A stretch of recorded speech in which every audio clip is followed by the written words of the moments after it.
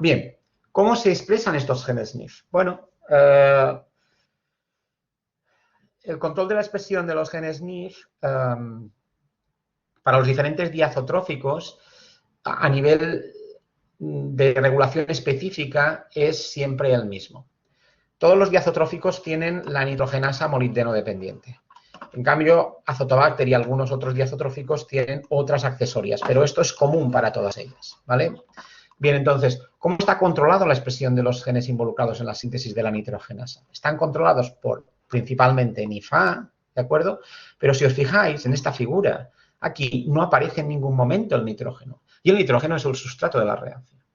Realmente la expresión de los genes NIF a este nivel está controlado única y exclusivamente por la presencia de NIFA, que se tiene que fabricar, y la presencia de molibdeno. Es decir, en presencia de molibdeno, acordaros que está la nitrogenasa molibdeno dependiente, y en presencia de NIFA, interaccionando a nivel de promotor, se produce la transcripción de estos genes. ¿Qué pasa si no hay NIFA? Si no hay NIFA, no hay transcripción. Pero es que si hay NIFA, pero no hay molibdeno, tampoco habrá transcripción de los genes de la nitrogenasa molibdeno dependiente, porque aunque se fabrique, no podrá incorporar el cofactor metálico que lleva molibdeno y no será funcional. Por tanto, es condición sine qua non para que se dé una nitrogenasa molibdeno dependiente funcional que haya molibdeno. Entonces, el molibdeno aparece en la reacción porque es el agente que controla finalmente la expresión. Obviamente combinado con el gen NIFA, que es el que interacciona específicamente con el promotor, ¿vale? Entonces, fijaros aquí, en este caso, estamos hablando de Azotobacter vinelandi, que también tenemos un sistema vanadio dependiente. Fijaros que VNFA, en ausencia de molibdeno, también puede bloquear, actuar como un represor de estos genes. Y así aseguramos que esto no se fabrique porque no hay molibdeno, ¿vale? Entonces, ¿qué pasa si no hay molibdeno? Bueno, pues si tenemos la suerte de que haya vanadio, el vanadio activa la transcripción de VNFA, ¿vale? Y VNFA se encarga de la expresión de los genes VNF, que darán lugar a la nitrogenasa vanadio dependiente, ¿vale? En presencia de molibdeno, este promotor está bloqueado, entonces VNFA no se puede fabricar y, por tanto, no puede transcribir. Y en ausencia de vanadio pasa exactamente lo mismo.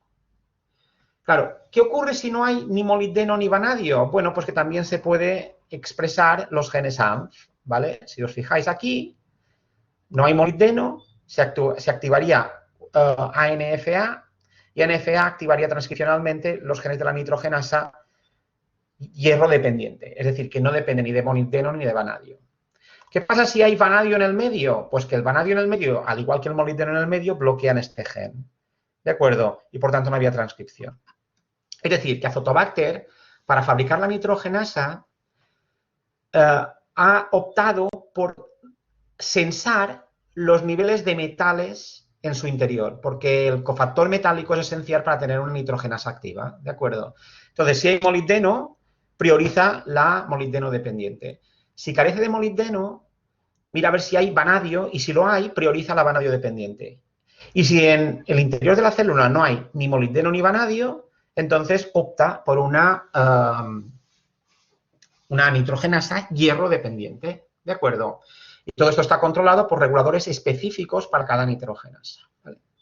Pero claro, aquí la pregunta del millón es, ¿dónde está el nitrógeno? Es decir, ¿qué sentido tiene expresar una enzima si no hay el sustrato? El nitrógeno tiene que aparecer en algún momento. Bien, pues en este caso de Azotobacter vinelandi, el nitrógeno no se utiliza como un inductor o controlador de la regulación específica de los genes NIF porque actúa a nivel de regulación global, ¿de acuerdo? Es decir, hay por encima de la regulación de la expresión de los genes de la nitrogenasa controlada o regulada por la presencia de los metales, una regulación superior que controla los balances de nitrógeno, ¿vale? Entonces, estos ya son los reguladores globales, ¿de acuerdo? ¿Qué sería un regulador global? Bueno, pues podríamos definirlo como aquella proteína reguladora que controla la expresión de reguladores específicos relacionados con un determinado proceso. pero no un proceso específico, como sería la fijación de nitrógeno, sino como un proceso más general, como sería en este caso la gestión de las moléculas que tienen nitrógeno. ¿De acuerdo? Bien, entonces, para que lo entendamos, lo primero que tenemos que saber es que el uso de las fuentes de nitrógeno en las células está priorizada y esto lo consigue la regulación global. La manera más fácil que tienen las células para utilizar nitrógeno es en forma de amonio. Bueno, realmente la manera más fácil es tenerlo ya asimilado en aminoácidos como la glutamina, ¿de acuerdo? Pero bueno, si hablamos de moléculas no orgánicas, entonces tendríamos que la fuente más fácil de uso del nitrógeno es el amonio, que directamente, con solo una enzima, pasa a formar parte de las rutas biosintéticas en forma de aminoácido, ¿vale? Entonces, mientras haya amonio en el medio de cultivo, en el ecosistema en el que se desarrolla la célula, va a tener bloqueados todos los genes relacionados con el uso de otras fuentes de nitrógeno, porque no le interesan. ¿Y cómo lo controla esto? Pues lo va a controlar con reguladores globales y ahora os explicaré específicamente cómo lo hace, ¿de acuerdo? Vale. En el caso de que no haya amonio, si hay nitrato, se utiliza el nitrato. Y no se utiliza ni el nitrito ni el nitrógeno gaseoso. Es decir, este es el criterio de priorización de fuentes de nitrógeno de los organismos procariotas. Primero el amonio, después si no hay amonio se intenta utilizar nitrato si lo hay. Si no hay nitrato se suele utilizar el nitrito y si no hay nitrito al final se requiere utilizar el nitrógeno gaseoso, que normalmente hay siempre, ¿de acuerdo? Pero aquí hay una cosa muy interesante, aunque siempre hay nitrógeno gaseoso, son muy pocos los diazotróficos, son muy pocos los microorganismos que tienen un sistema de fijación de nitrógeno, ¿vale? Pero, bueno, tenéis que tener en cuenta entonces que hay una utilización preferencial de determinados compuestos químicos y eso lo gestionan los reguladores globales. ¿Cómo es la regulación global del ciclo del nitrógeno? Bueno, pues no la vamos a mostrar completamente. ¿Por qué? Porque, como veis, son muchos sistemas que lo implican. Sería complicado y nos vamos a centrar única y exclusivamente en el sistema de la fijación de nitrógeno, ¿vale? Entonces, fijaros en este esquema de aquí, ¿vale? Realmente, para el sistema nitrogenasa, lo que se sensa son los niveles de nitrógeno fijado en moléculas orgánicas y específicamente lo que se sensa son los niveles de glutamina, ¿de acuerdo? Entonces, las células son capaces de saber si tienen mucha o poca glutamina. Si tiene mucha glutamina es que hay un montón de amonio y si tiene poca es que hay poco amonio. Entonces van a reaccionar atendiendo a los niveles de glutamina de una determinada manera, ¿vale? Fijaros que uno de los elementos más importantes para el control es la presencia de amonio, porque el amonio es lo que se va, digamos, a incorporar en la ruta biosintética de aminoácidos para formar la glutamina, ¿de acuerdo? Entonces, hay una porina, un transportador específico de amonio, que es AMTB, que permite la entrada de este ion, ¿de acuerdo? Entonces, ¿qué pasa cuando hay poco amonio en el sistema? Bien, cuando hay poco amonio en el sistema, es decir, en bajas concentraciones de amonio, hay una proteína que se llama GLNB, que es uno de los reguladores globales del nitrógeno, ¿de acuerdo? Que se encuentra modificada con grupos uridílicos, ¿vale? Es decir, en bajas concentraciones de glutamina y, por tanto, bajas concentraciones de amonio, esta molécula GLNB se encuentra modificada posttraduccionalmente con 3 grupos uridinil monofosfato, ¿vale? ¿De acuerdo? Esta proteína uridilada, GLNB uridilado, también se conoce como GLNK, ¿de acuerdo? Es decir, que tendríamos un montón de GLNK en la célula, ¿vale? Y esta molécula GLNK es una molécula que es, entre comillas, inactiva a nivel de la regulación de la fijación de nitrógeno. ¿Por qué? Porque en estas condiciones de ausencia de amonio en la célula y, por tanto, bajas concentraciones de glutamina y presencia de esta proteína GLNK o lo que es lo mismo GLNB uridilada, resulta que la expresión constitutiva de NIFL y NIFK tienen su forma activa. Es decir, estas dos moléculas no están unidas entre sí y NIFA es una forma activa que puede permitir la transcripción de los promotores NIFA dependientes y, por tanto, la activación de la nitrogenasa. Pero, ¿qué pasa cuando la concentración de amonio en la célula es muy grande y, por tanto, se ha podido fabricar mucha glutamina? Es decir, que la concentración de glutamina es muy alta. Bueno, en estas condiciones, este enzima, la uridil transferasa, lo que hace es mantener libre de uridilos la molécula GLNB. Es decir, que GLNB estaría en esta forma de aquí.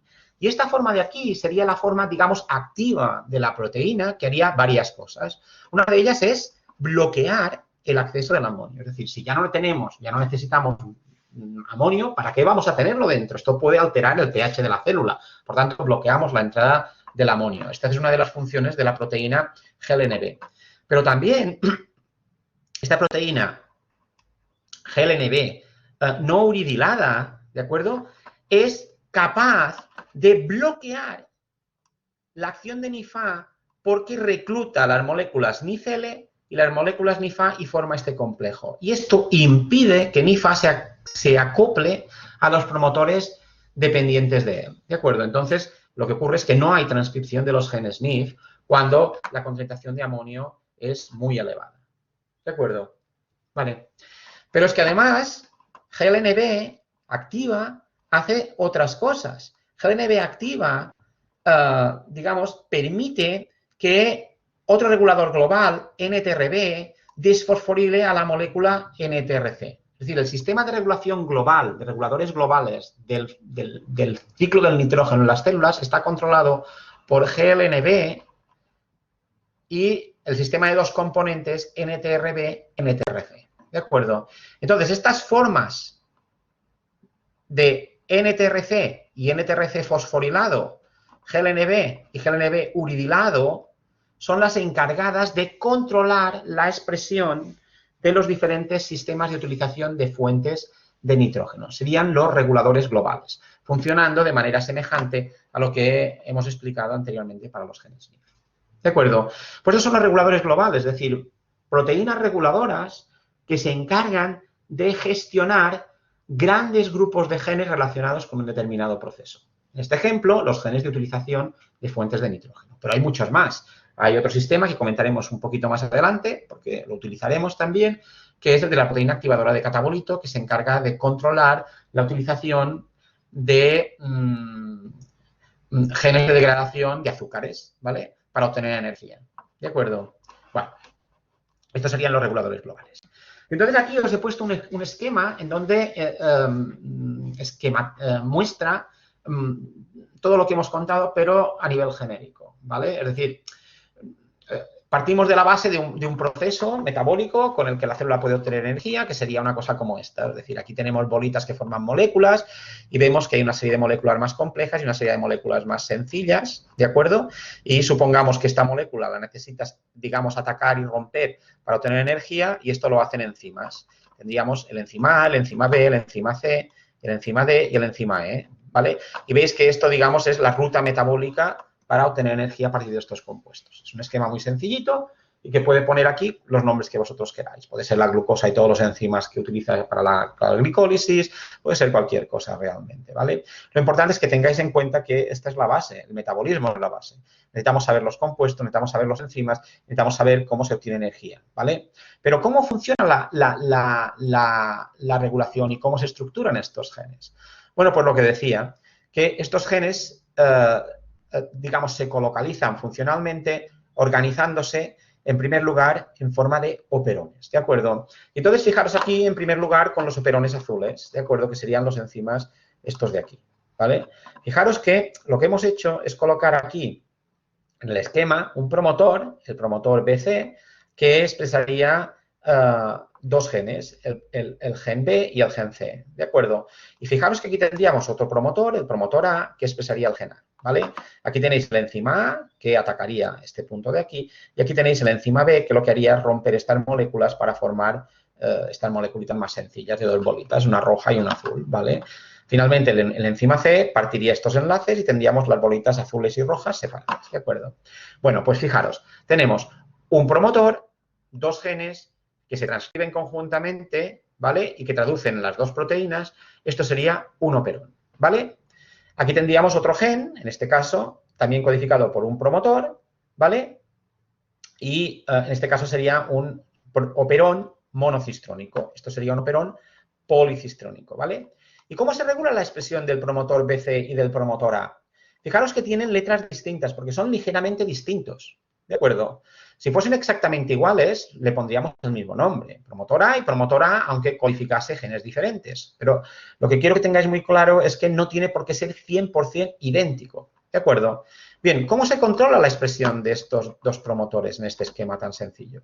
Pues habría otro gen codificado a partir de otro promotor que se transcribiría y que daría lugar a una proteína reguladora, ¿de acuerdo? Que interaccionaría específicamente con el promotor BC y con el promotor A. Es decir, que esta misma proteína, ¿vale? Codificada a partir de este promotor, activaría transcripcionalmente estos dos promotores, ¿vale? Pero no lo haría sola. Para tener la conformación activa necesitaría de la presencia de un inductor. Y en este caso el inductor para esta proteína sería esta molécula de aquí, el hexágono, ¿de acuerdo? Entonces, al detectar el hexágono, lo que haría es anclarse a esta proteína, adquirir esta proteína a la forma activa y permitir la transcripción de estos genes. Si no está el inductor, si no está el hexágono, esta proteína no estaría activa, no se podría anclar al promotor y no habría transcripción. Y lo mismo para el gen A, ¿vale? Entonces, definiremos a este operón promotor A gen A y a este operón promotor BC, genes BC, como operones metabólicos y definiremos a este operón como un operón regulador, porque codifica proteínas reguladoras, ¿de acuerdo? Por tanto, en un sistema involucrado en un determinado proceso, normalmente encontraremos proteínas metabólicas y proteínas reguladoras, y por tanto encontraremos operones metabólicos y operones reguladores, ¿de acuerdo? Y además pensad siempre que la regulación supondrá interacción específica con una secuencia y normalmente estará modulada por la presencia de un agente inductor, ¿de acuerdo? En este caso el hexágono, pero pensad en el promotor LAC, que si no lo habéis estudiado os lo explicarán dentro de nada, en donde la lactosa actúa como inductor, ¿de acuerdo? ¿Vale? Siempre hay inductores, ¿vale? Lo que pasa es que a veces es difícil encontrarlos. Bien. Entonces aquí tendríamos parte del sistema. ¿Qué pasa? Pues que fijaros que hay una cosa interesante y es que esta vía metabólica de aquí se utiliza para atacar este compuesto complejo, ¿vale? Pero fijaros que he puesto que el inductor no es el complejo compuesto, sino que es una molécula intermedia. Esta estrategia de utilizar metabolitos intermediarios de una vía de utilización de un sustrato como inductores en vez del sustrato original responde a la necesidad de controlar perfectamente la expresión génica, ¿vale? Pensad que a partir de un promotor podemos generar muchos tránscritos y a partir de muchos tránscritos podemos generar muchísimas proteínas. Y esto supone un coste energético para la célula, ¿de acuerdo? Imaginaros que esta molécula de aquí fuese la inductora de toda la vía. Entonces, si apareciese muy poca cantidad de este compuesto de aquí, se produciría una gran cantidad, una enorme cantidad de estas proteínas y muy probablemente se produciría un exceso de proteína para la poca cantidad de sustrato que ha entrado, ¿vale? Entonces, se ha seleccionado, la evolución ha seleccionado entre todas las estrategias de control de la regulación el uso de intermediarios en las vías de degradación, en las vías biosintéticas, para hacer muchísima más específica ese proceso de expresión, ¿vale? Entonces, ¿qué es lo que ocurre? Bueno, pues que la expresión de los promotores no es siempre, el control de la expresión de los promotores no es siempre perfecto y siempre suele haber un nivel basal de expresión, ¿de acuerdo? Ese nivel basal de expresión permite, en este caso, que se fabrique un poquito de este ARN mensajero y que haya en la célula una pequeña cantidad del enzima A, ¿de acuerdo?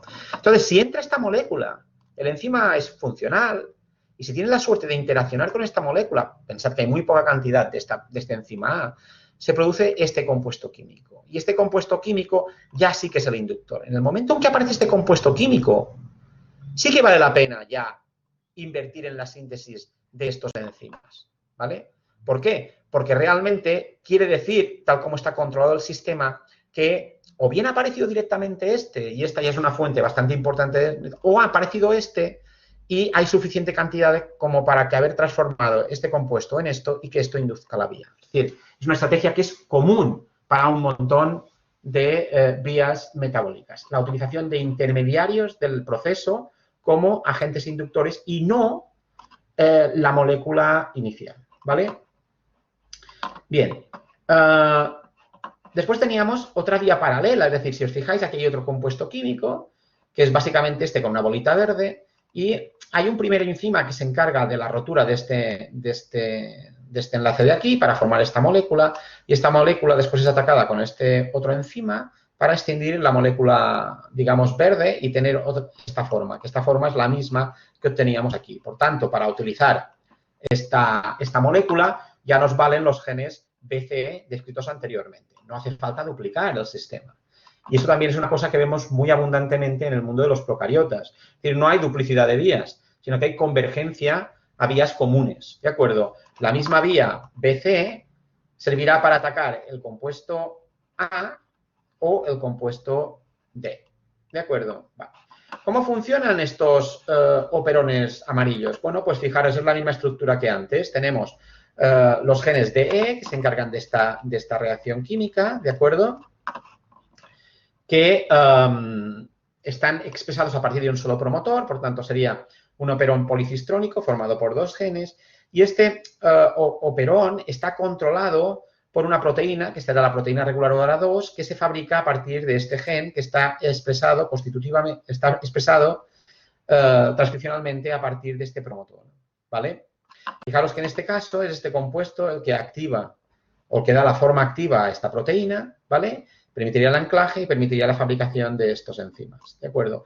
La fabricación de estos enzimas generarían este compuesto de aquí y este compuesto de aquí sería el necesario para activar la utilización de los genes, la expresión de los genes BC.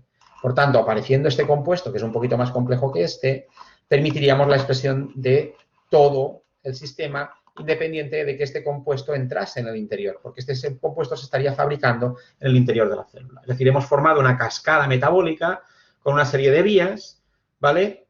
Todas perfectamente controladas, ¿vale? Bien, entonces aquí tendríamos otra pareja de operones, un operón metabólico y un operón regulador, ¿vale? Aquí dos operones metabólicos y dos operones reguladores, ¿vale? Entonces, esta estructura pintada en azul, formada por operones metabólicos y un operón regulador, ¿vale? Es lo que se conoce como un regulón, ¿vale? Tendríamos los operones, que están definidos por la presencia de un promotor y genes que se transcriben, y después tendríamos los regulones, que son aquellos operones que están controlados transcripcionalmente por un mismo sistema de regulación, ¿vale? Es decir, esta proteína reguladora, ¿vale? Activa transcripcionalmente este promotor y este promotor, por tanto, todos estos genes azules serían el regulón azul, ¿de acuerdo? ¿Y qué pasa aquí? Bueno, pues que en este esquema de aquí teníamos que un operón metabólico policistrónico es controlado por una sola proteína reguladora, codificada por este operón regulador, y todo esto formaría el regulón, digamos, amarillo, ¿vale? Por tanto, en este esquema habría 6 operones, 3 metabólicos y 3 reguladores, y 2 regulones, organizados en 2 regulones, ¿vale? El regulón azul y el regulón amarillo, ¿vale? Bien, ¿hay una estructura superior que gestiona o que intenta organizar este conjunto de elementos? Pues sí, es el modulón. Y el modulón está controlado por las proteínas reguladoras globales, ¿de acuerdo? En este caso, el ejemplo sería esta proteína reguladora 3. que estaría codificada por este operón monocistrónico, es decir, un promotor activa transcripcionalmente un solo gen, ¿de acuerdo?, que se encargaría de activar transcripcionalmente, en este caso, en este ejemplo, los operones, los promotores que codifican para la transcripción de las proteínas reguladoras R1 y de las proteínas reguladoras R2. Obviamente, ¿a qué obedece el control transcripcional de la proteína R3? Pues a un inductor global. Y fijaros que en este esquema ya, digamos, hemos avanzado, ¿vale? Hemos puesto una membrana, hemos puesto una serie de proteínas en la membrana, hemos puesto poros en los que permiten la entrada específica de compuestos, pero también hemos puesto proteínas que se anclan en la membrana y que son capaces de sensar compuestos químicos en el exterior, ¿de acuerdo? Entonces, esto sería, por ejemplo, un ejemplo serían los sistemas de dos componentes. Muchos sistemas de dos componentes pues tienen un componente de membrana que sensa un compuesto químico en el exterior y que al detectarlo provoca un cambio conformacional en una proteína interna, que es la que desencadena toda una serie de cascada de señal que va a parar al final a la transcripción específica de determinados genes, ¿vale? Es lo que representarían estos rayitos amarillos de aquí. A veces esto es una sola proteína, ¿de acuerdo? Y a veces es una cascada de proteínas, como hemos explicado antes, con las proteínas GNB y NTRC, ¿de acuerdo? Son una cascada de proteínas que obedece a la detección de una señal común, en este caso sería, en el caso de los genes NIF, los niveles de glutamina en el interior de la célula, como resultado de la presencia de amonio en este citoplasma, ¿vale? ¿De acuerdo? Bien, pues esto es el esquema global. Todos los sistemas de control de la regulación transcripcional de procariotas obedecen a este esquema. Es decir, que si vosotros sois capaces en un sistema de identificar los operones metabólicos, los operones reguladores y los reguladores globales, sois capaces de entender cómo se expresan los sistemas genéticos procariotas implicados en un determinado metabolismo, como puede ser la utilización de las fuentes de nitrógeno, la utilización de las fuentes de fósforo, la fabricación de los aminoácidos en global, la fabricación de los nucleótidos en global, todos estos sistemas, la utilización de azúcares, no de glucosa, de lactosa, de fructosa, no, el uso de azúcares para obtener energía. Bueno, pues todo esto son sistemas, digamos, muy amplios que están controlados por reguladores globales y, por tanto, son modulones. Teníamos el modulón del nitrógeno, el modulón del fósforo, el modulón de los nucleótidos, el modulón del uso de azúcares como fuentes de carbono y energía, etcétera, etcétera, etcétera. Vale, muy bien. ¿Y qué conseguimos con este sistema, digamos, de muchas proteínas reguladoras controlando los genes metabólicos? Pues que los perfiles de expresión de las proteínas en las células procariotas en unas determinadas condiciones siempre sean iguales. No sea un proceso, la expresión, que se dé al azar, ¿vale? Entonces, esta figura no es para discutir en detalle qué proteínas se están expresando. Es para enseñaros que expresando una célula en unas determinadas condiciones y visualizando, identificando las proteínas que expresa, siempre se ven las mismas proteínas y además expresadas de la misma manera. Es decir, las proteínas que se expresan más siempre se expresan más y las proteínas que se expresan menos siempre se expresan menos. Y cuando cambiamos las condiciones, cambia el patrón de expresión de las proteínas, pero si repetimos el experimento n veces con las mismas condiciones, ese perfil de expresión se mantiene constante. ¿Por qué? Porque las células están perfectamente reguladas a nivel de expresión, ¿vale? Si no, no serían eficaces y han tenido mucho tiempo para, digamos, perfeccionar esos sistemas, ¿vale? Pensad que nosotros podemos tener la idea de que las células eucariotas, como las nuestras, son súper complejas y que las células procariotas pues, son bastante cutres, sencillamente son conjuntos de genes que se van expresando y esto está muy alejado de la realidad. ¿Por qué? Porque hace muchísimo más años que existen las células procariotas que las células eucariotas, 3.500 millones de años hace que existen los procariotas, y los procariotas han estado compitiendo constantemente unos con otros y han tenido que ser más eficaces que el resto y tener un citoplasma desorganizado con unos niveles de expresión no controlados no hace que una célula sea eficaz. La célula es eficaz cuando controla perfectamente la cantidad de energía que destina a la expresión de los genes. Y eso lo consigue con proteínas. Cuantos más proteínas, mejor. Es decir, veréis dentro de nada que al incrementar el número de genes, incrementa muchísimo el número de proteínas reguladoras, ¿de acuerdo?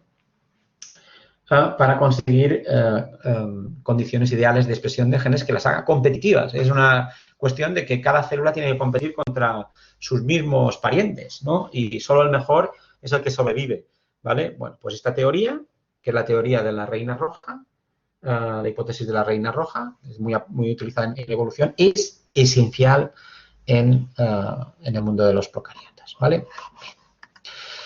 Vale, y entonces, al final, estábamos hablando del nucleoide, no nos olvidemos, es decir, hemos hablado un poquito de regulación, pero básicamente era para decir que los genes se encontraban colocalizados, ¿vale? ¿Y por qué se encuentran colocalizados? Bueno, pues para tenerlos cerca y poderlos utilizar de la manera más eficaz posible, ¿vale? Y entonces, en el ejemplo este de Azotobacter vinelandi, bueno, pues ¿dónde estarían los genes implicados en la fijación del nitrógeno? Bueno, pues este sería un mapa físico-genético de los genes necesarios o involucrados involucrados en la utilización de nitrógeno, Azotobacter vinelandi. Y fijaros que los genes de los genes NIF tenemos en esta zona el clúster más grande de genes NIF, aquí el clúster más pequeño, aquí estaría NIF-LA y NIF-B, ¿de acuerdo? Aquí tendríamos los genes, digamos, necesarios para codificar la nitrogenasa hierro dependiente y aquí la vanadio dependiente. Es decir, que en esta zona del genoma, ¿vale? Estarían todos los genes NIF. Pero es que además hablábamos de que la nitrogenasa era una enzima sensible al oxígeno, ¿de acuerdo? Entonces, fijaros que todos los genes sensibles al oxígeno se encuentran en la misma región cromosómica, ¿vale? Todos estos que están aquí en verde son genes, digamos, sensibles al oxígeno. ¿Y cuáles son el resto de genes? Bueno, pues se han mapeado en la misma región de los genes sensibles al oxígeno muchos genes implicados en la respiración. ¿De acuerdo? Aquí hay otros, ¿vale? Y después fijaros que en los genes en gris están los genes fabricados, implicados en la síntesis de alginato, ¿vale? Es decir, que en este esquema aparecen los genes implicados en la fijación de nitrógeno junto a otros genes que son sensibles al oxígeno. Recordad que este microorganismo es aerobio estricto, ¿vale? Genes relacionados con la respiración, ¿vale?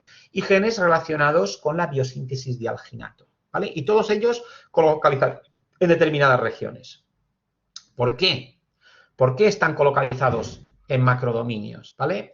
Pues lo que he dicho antes, para el uso correcto de estos genes. Se tienen que expresar en la zona en la que son necesarios y esa colocalización es la mejor estrategia para tener todos los genes juntitos, ¿de acuerdo? ¿Cómo lo consiguen? Porque si os fijáis, volvamos atrás, si esto es un cromosoma, pues yo qué sé, de unos 3 millones de pares de bases, un macrodominio es muy grande. ¿Realmente están juntos estos genes? Bueno, pues sí, hay una serie de proteínas que se encargan de, aunque tengamos genes un poquito alejados entre sí, los puedan acercar, ¿de acuerdo? Con las interacciones que se producían entre las proteínas NAPS y el ADN, ¿vale? Entonces, el ejemplo más claro es el de estas proteínas implicadas en el mantenimiento de la estructura del cromosoma, como las proteínas SCP, que eran proteínas, si os fijáis, acordaros de la estructura que tenían, ¿vale? Que formaban lazos en el ADN. Y entonces, fijaros que con esta estructura de aquí, genes que están ubicados aquí y genes que están ubicados aquí, que por ejemplo en este esquema estarían a lo mejor aquí y estarían a lo mejor aquí, quedan colocalizados juntos, ¿de acuerdo? ¿Vale? Con estas proteínas conseguimos que genes que parece que están alejados, realmente físicamente se encuentren juntos en el nucleoide. Por tanto, cuando se transcriben, sus productos génicos se fabrican, se producen en la misma región geográfica de ese cromosoma, ¿de acuerdo? Y esto, en el caso de la fijación de nitrógeno, ha sido esencial. ¿Por qué? Porque en la misma zona en donde se fabrican los genes SNP, se están fabricando además un montón de proteínas de la cadena respiratoria. Y la manera con la que Azotobacter binelandi ha conseguido vencer la sensibilidad del nitrógeno, la sensibilidad por el oxígeno de la nitrogenasa en un ambiente aeróbico, es decir, lleno de oxígeno, es conseguir en el citoplasma un área libre de oxígeno. ¿Cómo? Acoplando, localizando en la misma zona la actividad nitrogenasa con la actividad respiradora, ¿vale? Obviamente es una respiración desacoplada a la fabricación o la generación de ATP. Porque, a ver, la cantidad de ATP que puede tener una célula es mínima, bueno, es fija, ¿de acuerdo? Y cuando ya está llena ya no va a fabricar más. Y acordaros que la fabricación del ATP, ADP, AMP cíclico es un ciclo, ¿de acuerdo? Es una molécula que se va reutilizando, ¿de acuerdo? Entonces hay una cantidad de ATP en la célula y no puede haber más. Entonces, cuando hay un exceso de respiración, como en este caso, lo que hace es desacoplarse de la producción de ATP, ¿vale? Pero en una determinada zona del genoma, en la zona de la membrana, en donde se está fijando nitrógeno, hay una actividad respiratoria brutal. ¿Qué consigue la actividad respiratoria brutal? Pues eliminar el oxígeno. Es decir, estamos consiguiendo que en una zona del citoplasma la concentración de oxígeno sea cero. ¿De acuerdo? ¿Por qué? Porque es utilizado constantemente por esta cadena respiratoria. ¿Vale? Entonces se necesitan un montón de enzimas para eliminar el oxígeno y conseguir ese ecosistema libre de oxígeno en donde las nitrogenasas son funcionales. Y lo hemos podido conseguir porque hay los genes necesarios para los dos procesos y porque gracias a los NAPs hemos conseguido aproximar las zonas que tienen codificados esos genes a una misma región en donde se están fabricando varios sistemas simultáneamente. Sistemas, en este caso, de uso de oxígeno, respiración, con sistemas de fijación de nitrógeno, ¿vale? ¿Y los genes del alginato, para qué? Bueno, pues también se ha visto que uno de los mecanismos que tiene Azotobacter binelandi para protegerse del oxígeno es dificultar su acceso. Entonces, con una buena capa de alginato, pues también consigue que el flujo de entrada del oxígeno sea menor. Es decir, consigue condiciones de microaerofilia en el interior de la célula. Combinando microaerofilia con una elevada cadena respiratoria, conseguimos esas zonas claves libres de oxígeno para que la nitrogenasa no se inactive y sea funcional.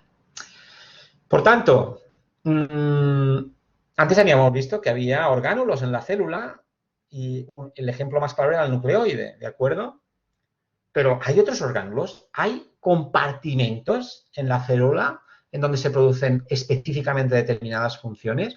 Bueno, pues ya veis que puede haber, sin necesidad de barreras físicas que los separen, compartimentos en los que se realicen prioritariamente un proceso. Y este ejemplo del acoplamiento de la fijación de nitrógeno a la respiración es un ejemplo de ello. La fijación de nitrógeno no tiene lugar en toda la célula, sino que tiene lugar en zonas específicas, no limitadas por una membrana física, por una barrera física, como serían los orgánulos eucariotas, pero sí limitadas por barreras químicas, en este caso la ausencia de oxígeno, ¿vale? Por tanto, sí que hay compartimentación metabólica, esta es la respuesta en bacterias, ¿vale?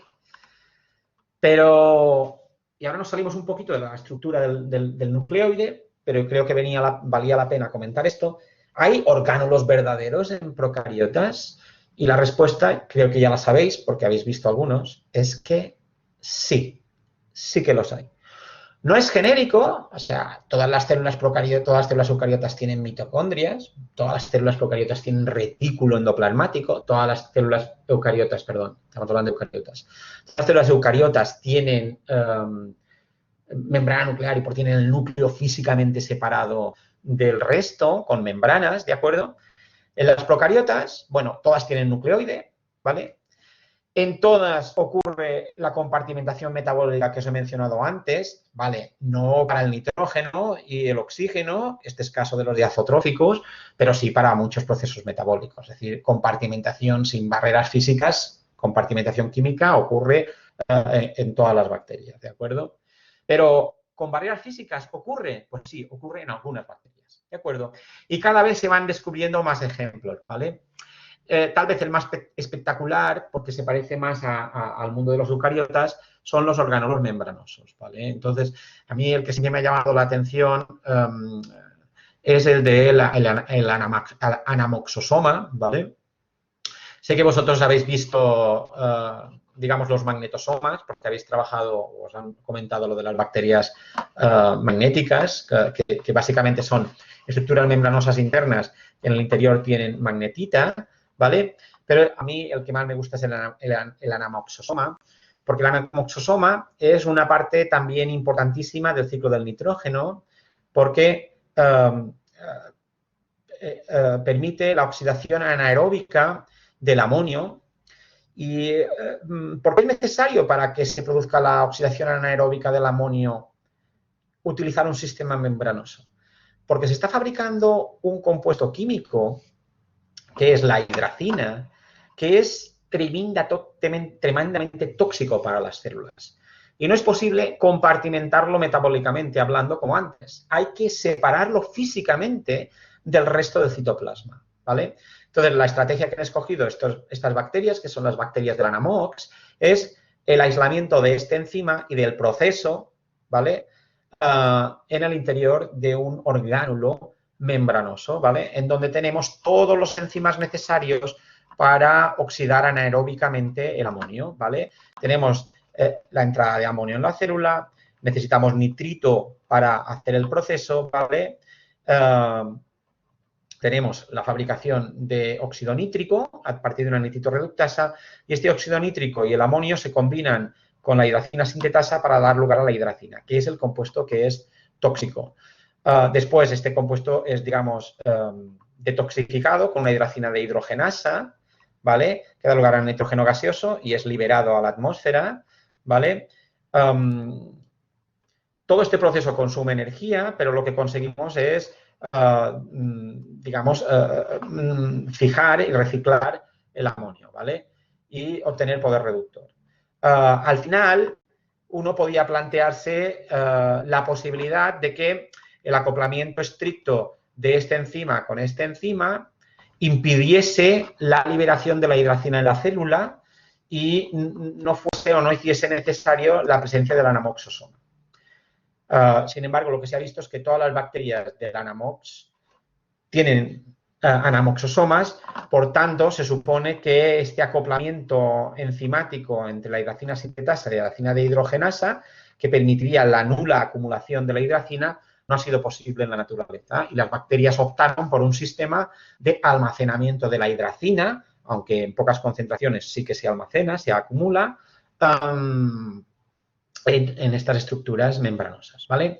Y entonces aquí he puesto otros ejemplos en los que se han descrito, digamos, orgánulos membranosos en determinadas bacterias que realicen procesos concretos, ¿vale? Y, bueno, algunos, como este caso, es por causa de la toxicidad y otra realmente es para concentrar el sustrato de la reacción, como podría ser en los metanótrofos con la, digamos, acumulación, la concentración de metano en vesículas membranosas. O en las bacterias anaeróbicas del azufre, que también concentran el nitrato en vacuolas para hacer más eficaz el proceso. De acuerdo. Vale. Creo que lo dejaremos aquí. Aquí he mencionado esto porque después lo veremos, pero la formación de este tipo de estructuras membranosas no ocurre dentro de la célula, sino que ocurre a nivel de membrana. Y ocurre a nivel de membrana porque gracias a lo que se conoce como la runaway transcription, es decir, una transcripción que hace que el ARN mensajero sea liberado del nucleoide y sea canalizado hacia la membrana para después acoplarse la traducción a los sistemas de secreción e integrar las proteínas en la membrana, es el que controla la formación de estas estructuras membranosas. Se forman en la membrana y después ya en la membrana, digamos, citoplasmática y ya se extienden hacia el interior de la célula formando estas estructuras membranosas o estas organelas membranosas de bacterias. ¿Vale? Bien,